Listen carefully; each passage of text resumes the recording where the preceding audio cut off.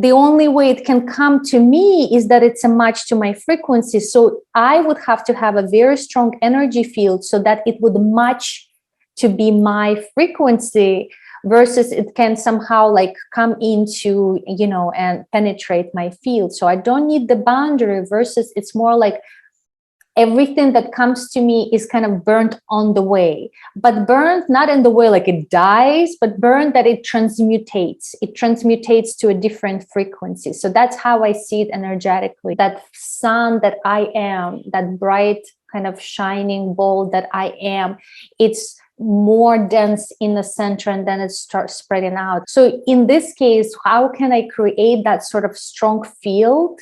Of course, I would need to know and connect deeply with my needs. First of all, my physical needs. First step is to check how you feel in the body.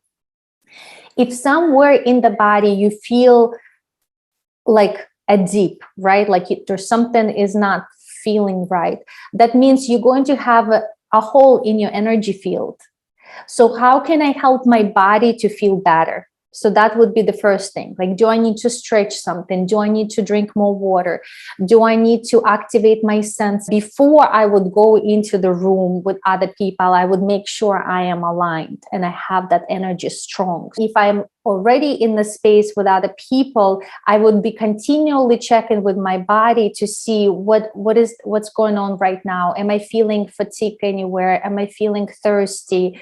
Like, how can I support my body's needs right now to bring it up to feel strong? I would also always bring my attention to my feet to make sure that I'm grounded, circulating the energy. The practices that we do about circulation, heart breathing, yoni breathing. As you circulate the energy, your energy is staying clean, right? It's like the river that's flowing, and so nothing can get really stuck. So it's always either you match that energy or that energy is going to match you.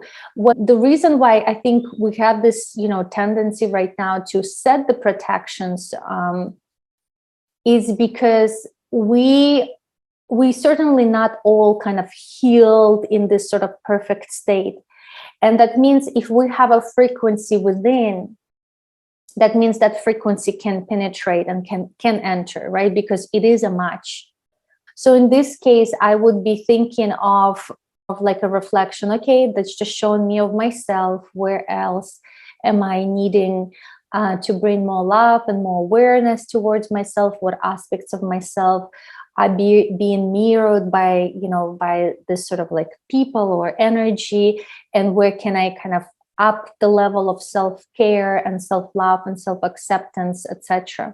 Holding part of our attention on the divine, that's another way of kind of we being anchored in a higher frequency of our being versus in the lower frequency that are coexistent within ourselves. Even if we are not fully able to connect with the divine, sometimes we're in like lower states, but keeping our eyes up and looking to that higher self and, having a part of our awareness on it